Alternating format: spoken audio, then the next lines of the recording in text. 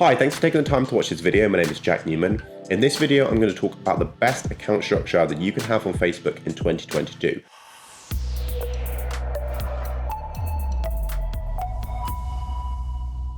So the main things that I want to talk about, and I'm actually going to use an example of a consultancy call that we had the other day with a potential client of ours. So this client came to us and said, look, this is what the other agency set up. It's not working, it's not getting results. Can you have a look at the account? And I said, yep, sure. We got on a call, we had a look at it, and I'm going to explain why what they were doing was not working and use it as a great example in terms of what you should be doing on your account. So there's lots of different strategies that can work. What we are biasing towards is the most simplified account structure possible. And this means that we're spending the most amount of money in the fewest places on Facebook to allow Facebook to learn and to improve the overall results. We do not want to have 101 different ad sets, campaigns, tests running at once. So let's take a look at what the client that we were looking at and talking to, what they were doing and what the other agency has set up. So they had three main campaigns, okay? The first campaign was a top of funnel campaign, and this was a reach campaign, okay? So this was a reach campaign. Now, just to put it in perspective, they were an e-commerce brand and they were spending £30 a day. Now, for the clients that we work hands-on with, we typically expect a budget of well over £100 a day. Several of our clients are spending multiple £1,000s per day on advertisement campaigns on both Facebook and Google PPC.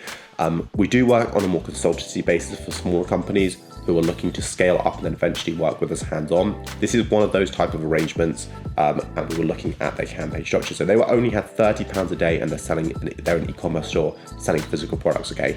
Now, to me, the fact they had three campaigns when they had £30 a day was an immediate red flag, because how can we actually see what's working? How can we expect any kind of results when we've got three different campaigns, probably all with multiple ad sets and ads within them, and we've got £30 a day? I mean, it's crazy. So the second type of campaign they had, so this was a reach campaign, like I say, so just pushing out the campaigns to people who are likely to just be reached by them and see them, not necessarily take any specific action with the business.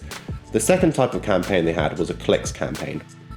Okay, so they were optimizing for traffic, for link clicks essentially. Now this was retargeting people who had been reached by the campaigns. It was like looking at their Instagram following, things like that, okay? The third type of campaign, and this was the best one to be fair, was a conversions campaign, right? Optimizing for purchases. This was again, retargeting people who had added the product to cart, I believe, or I think it was either add to cart or had viewed the specific product, okay? So this was their kind of top of funnel over here. This was their middle, the clicks campaign, and then the last one was the, so it's their middle of funnel, and then this was their kind of bottom of funnel, okay? Now, with this structure, the problem here is their budget was around like £15 per day, I believe, on this campaign. This one was, I think, around £5 a day, and this one, I think, was about 10, okay? So this was kind of around the budgeting that we're looking at within this account. Now, in my opinion, if we're looking at this, okay, personally, in my opinion, this campaign is a complete waste of money, and this campaign is a complete waste of money. The only thing they actually had that I think was positive was this conversion campaign over here. This was the only thing that I think had any real utility within the account. Now, why is that? Well, the reality is, if you've got a very, very small budget, okay, let's say you're spending £50 a day, £30 a day, what we need to do is immediately establish what is going to work so we can scale that budget up aggressively, because you're never going to make any real impact to your business spending such a low volume per day. We need to be able to spend a lot more. A reach campaign is designed to reach an audience. It is not designed to get sales. Now, a lot of people think that what we can do is run this like top of funnel where we're getting kind of like brand awareness, then we can come in and run like another campaign to kind of drive more intent, and then another campaign to drive conversions. And yes, that can work. But when we're spending such a low budget, those people that have been reached by that campaign number one are not going to necessarily remember when they see campaign number two, 3 days later or whatever, and then they're not going to click on it and then remember to go and purchase again when they see another ad, and it's actually not optimal in terms of that campaign structure. So what we want to be doing, and the best campaign structure in this case, would actually be just one campaign, okay? And this campaign would be a conversions campaign, optimizing for purchases. In that campaign, I would recommend would have one ad set, okay? Ad set number one. And I would recommend that the targeting on this would be broad. I'm going to speak about that more. And you can see another video, which I'll link in the description, where I discuss broad targeting, why it works and why we're doing it for our clients and for our own business. Within this, I would have one advert, which would be a dynamic creative test. I'm just going to put DCT. This would be a mixture of a few different creatives. So this is where we would do creative testing. We do creative testing within the dynamic creative environment, and there's a future steps that we would take as well to kind of help optimize this, pull out some of the winning ad IDs and improve the overall performance and build for more stability while testing other creatives. But initially, I would run this campaign structure, okay?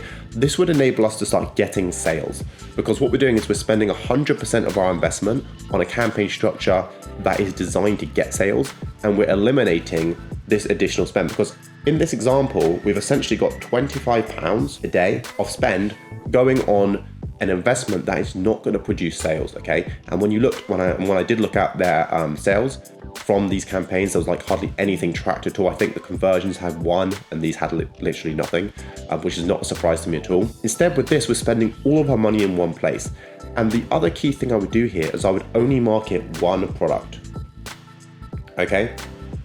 I would say, what is your highest profit margin flagship product? And I would take that one product and I would market that one specific offer within the campaign. So we're simplifying everything. Now, yes, this is very important and crucial for small spending accounts, but what about for accounts where we're spending £1,000 a day, £2,000 a day? How are we doing it? Well, the reality is we're doing it the exact same way. So again, we're picking what is the main offer here that we're trying to promote? What is our most profitable campaign that we can run? And it's not just about profit on day one, it's about profit overall for the brand. And depending on what that brand needs, sometimes that day one profit can be lower if we know that the lifetime value of that customer journey that we are creating is higher. Okay, so for example, we might be saying, look, day one profit, okay, is, let's just say, £500. A lot of the brands that we work with sell high ticket products, okay? Maybe on a different customer journey, the day one profit is £100, okay? So again, that's +4. But if we look at the day 30 profit, again, this might be 6 months later, I'm just using this as an example. For customer journey number 1, it might remain at 500, or maybe it goes up to 1,000, okay? Maybe we get one more additional sale. Maybe day 30 profit for customer journey number 2 might be 2,000. Okay, let me just highlight these. Let's say this is customer journey number 1. Okay, and this is customer journey number 2. Customer journey number 2 is going to be a lot more profitable. Okay, again, because what we're saying here is that even though on day 1 we're losing a little bit more money, by day 30 we are again significantly more in profit. In fact, we're double the amount that we were before. So this is really important again to understand, does that align with what the brand wants? Does it align with their needs as a business? And if it does, we might choose to go with this specific offer and that specific structure. Okay, but what we're doing is we're putting all of our campaign spend behind one specific channel, one specific avenue that we want to be pushing that brand with. And from that, what we're able to do is simplify the entire account structure right down. And so for e-commerce brands, we're looking at what is their most profitable flagship product that creates the best LTV, the best and most profitable user journey. For some of the digital products and course creators, mentors that we're working with, they have that one main flagship product that we are pushing out in terms of the campaigns. And all of the ad sets are broad. So even as we expand this slightly, we're typically going to stick with one campaign. We might expand it out and end up having more than one ad set. Okay, so we might have another ad set over here, just put ad set number 2, and sometimes we might even have a third one. Now, the reason why we do that is for testing creatives, okay? Because in each ad set, we can have another dynamic creative test running, meaning we can test, again, different creatives, and we can then eventually take those creatives out of the dynamic creative test environment and put them into another ad set where those individual combinations can continue to run while we're testing other creatives. And I'm going to talk more about the creative testing process in other videos. I'm not going to get into that now. The main structure that we're looking to take on, and the main kind of takeaway from this video, is to simplify what you're doing.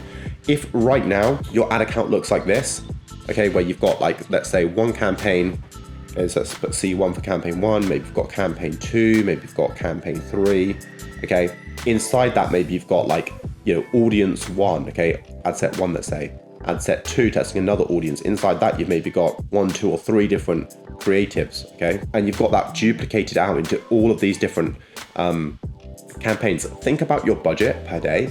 Think about how distributed that budget is, and then try and work out how much better the campaigns would be performing if you consolidated that down into a few assets that were working extremely well for your business.